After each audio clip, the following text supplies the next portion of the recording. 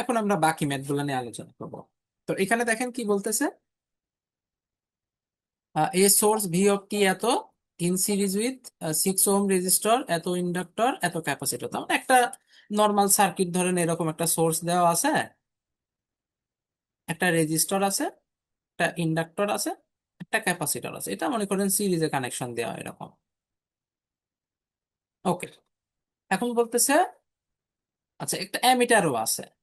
একটা অ্যামিটারে আমরা সিরিজে কানেক্ট করে দিই, তেমন বড় কোনো ইস্যু না। অ্যামিটার থাকা মানে হচ্ছে আইডিয়ালি ওটাকে শর্ট বিবেচনা করা, এই পাথটা শর্ট বিবেচনা করা। ও এক কথা এই সিরিজ এই সার্কিটে যে কারেন্টটা যাবে ওই কারেন্টটা জাস্ট হচ্ছে মেজার করে দিবে, এন্ড অবশ্যই সেটা আরএমএস ভ্যালু হবে। অ্যামিটার সবসময় আরএমএস ভ্যালু মিন করে। মানে এক কথায় কারেন্ট যদি আমরা আমাদের বের করতে বলে আমরা এই আরএমএস ভ্যালুটা বের করে দেখাই দেব।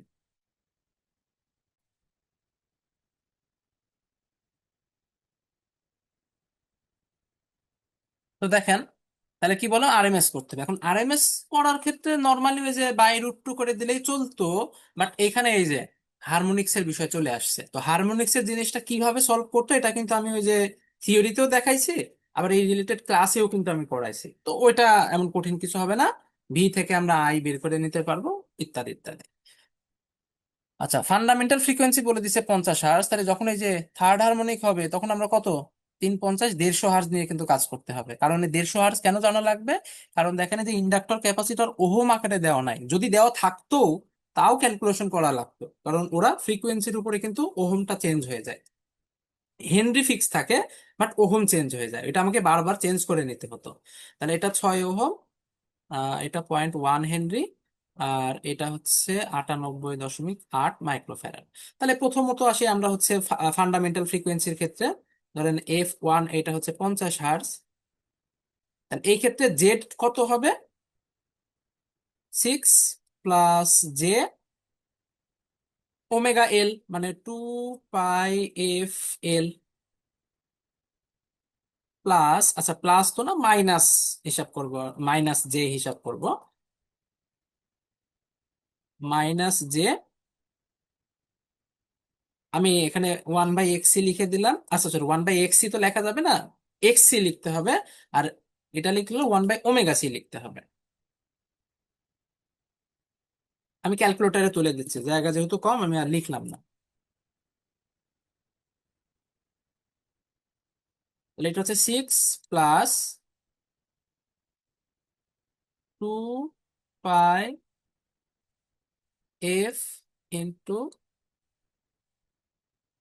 এত, মাইনাস 1/2 পাই, এফ তো 50, ইন্টু সি কত, যে 98.8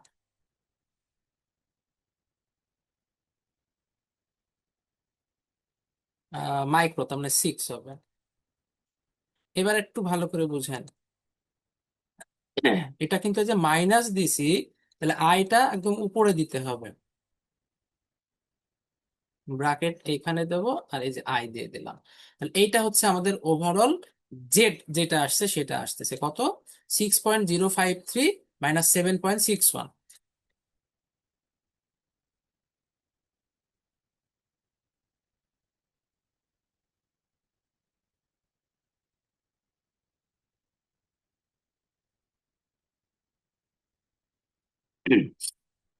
তাহলে এখন আমরা কারেন্ট বের করব।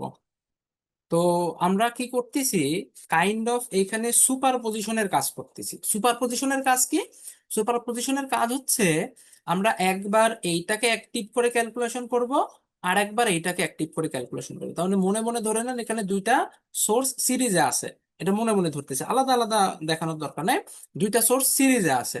তাহলে একটা হচ্ছে এটা অ্যাক্টিভ রাখা, এটা ডিঅ্যাক্টিভ, অবশ্যই ডিঅ্যাক্টিভ মানে শর্ট, ওই পাত্রটি শর্ট হয়ে যাবে। আর একবার যখন একে অ্যাক্টিভ করবো তখন এ ডিঅ্যাক্টিভ থাকবে, নর্মাল হিসাব। প্রথমত আমরা ফান্ডামেন্টাল ফ্রিকোয়েন্সিকে অ্যাক্টিভ করতেছি, এটাকে ডিঅ্যাক্টিভ করতেছি, এই জন্য দেখেন সব জায়গায় 50 নিছি। তারপরে যখন এটা অ্যাক্টিভ করবো তখন ও সব জায়গায় আমরা হচ্ছে 150 নেব। তাহলে এখন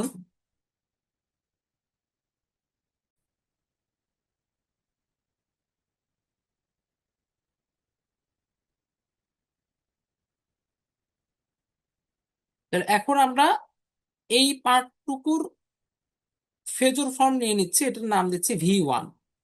তাহলে V1 কত? এটা দেখেন, আমরা এটাকে অ্যাকচুয়ালি আরএমএস করে নিতে পারি আগের থেকে, আবার পিক রাখলেও রাখেন, কোনো সমস্যা নাই।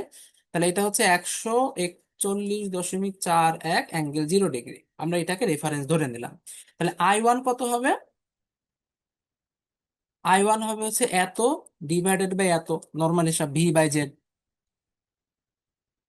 তাহলে এটা যেহেতু আছে এরকমই থাক, 141.41 ডিভাইডেড বাই অ্যান্সার। তাহলে এটা আসতেছে 23.36, 7.61।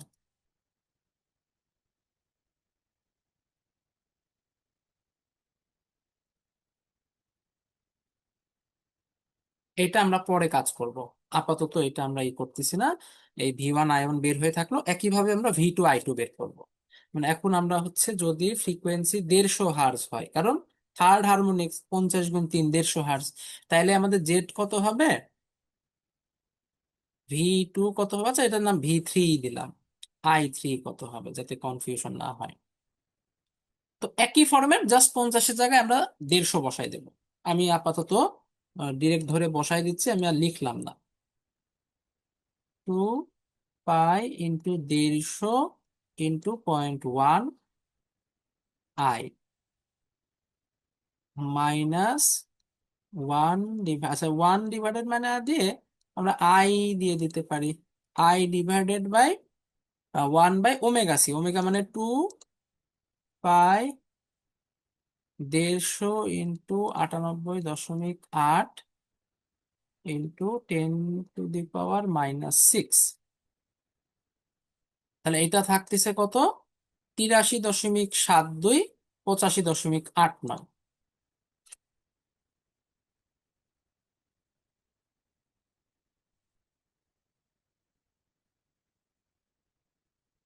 85.89। তাহলে V3 কত? V3 কোশ্চেনে যেটা আছে এটাকে আমরা আপাতত রেফারেন্স ধরবো, তাহলে 70.7 অ্যাঙ্গেল 30 ডিগ্রি।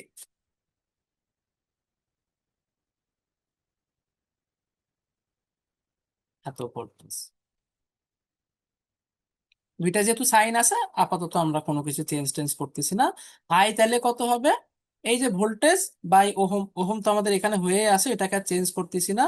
তাহলে 70.7 অ্যাঙ্গেল 30 ডিভাইডেড বাই অ্যান্সার, এটা করে দিলে আমাদের দেখেন কারেন্ট চলে আসতেছে 0.844 মাইনাস 55.89।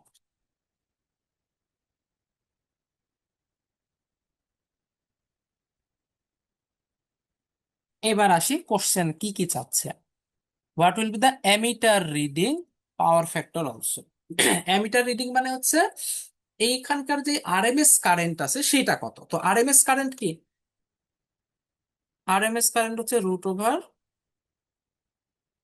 IDC² প্লাস যতগুলো এসি কারেন্ট আছে, I1² I2² ডিভাইডেড বাই 2। যতগুলো থাকবে, এখানে দুইটা আছে জন্য আমরা দুইটা নেব, I1 আর I3 নেব, I2 তো নাই, দরকার নাই। তাহলে এখানে হচ্ছে, আর ডিসিও তো নাই, তাহলে ওইটাও আমরা নেব না, বা ডিসি অনেক সময় থাকতেও পারতো, কারণ আমি স্ট্যান্ডার্ড দেখালাম আর কি। তাহলে I1 কত? I1 এর এই যে পিকটুকু নিতে হবে, 23.36 স্কোয়ার প্লাস, আর এখানে 0.844 স্কোয়ার ডিভাইডেড বাই 2। এইটা হচ্ছে আমাদের আরএমএস কারেন্ট। এইটাই কিন্তু আমাদের অ্যামিটার কারেন্ট, কারণ অ্যামিটার তো টোটাল কারেন্টটাই দেখাবে। তাহলে 16.53 অ্যাম্পিয়ার, এটা হচ্ছে আমাদের ammeter reading.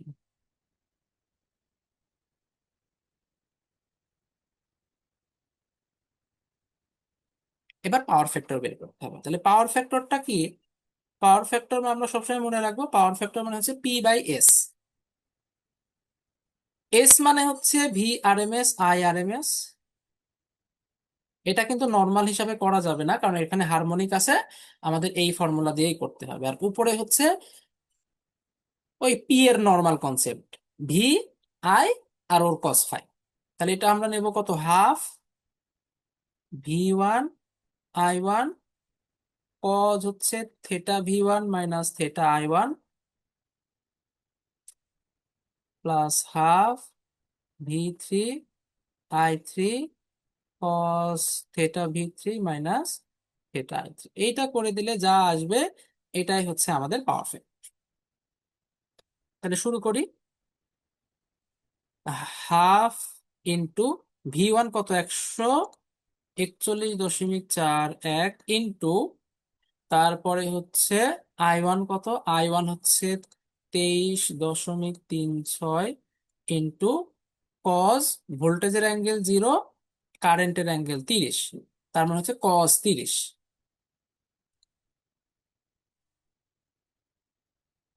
Plus 0.5 into v3 হচ্ছে 70.7 ইন্টু i3 হচ্ছে 0.844 ইন্টু কজ ভোল্টেজের অ্যাঙ্গেল 30 আর কারেন্টের অ্যাঙ্গেল মাইনাস, তাহলে মাইনাস মাইনাসে প্লাস হয়ে যাবে 55.89।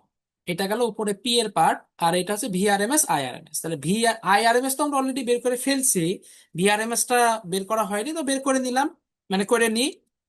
সেটা কত হবে, একই সিস্টেম, ওই যে v1 square plus v3 square by 2। তাহলে v1 স্কোয়ার মানে কত, 141.41 square plus 70.7 square divided by 2 গুণ আইআরএমএস যেহেতু বের করছি আমি আর কষ্ট করে বের করবো না, 16.5 দিন। এটা বসায় দিলে যেটা আসবে সেটাই হচ্ছে আমাদের অ্যান্সার, 0.775।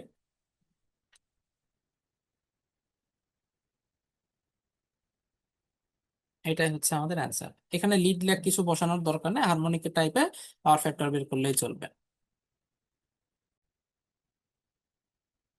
আচ্ছা, এখানে একটু ভুল গেছে, সেটা হচ্ছে আমাদের এই যে v1 আর i1 এর যেটা, এটা আসলে 30 ডিগ্রি নয়, 7.61। আমি আসলে ভুলে এটা দেখে ফেলছি।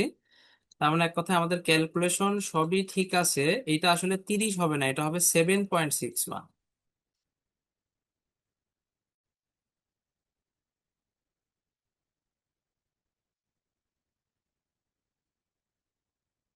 হ্যাঁ, এই যা আসে এটাই হচ্ছে আমাদের অ্যান্সার। তাহলে 0.887, এটাই তাহলে হচ্ছে আমাদের ফাইনাল অ্যান্সার হবে।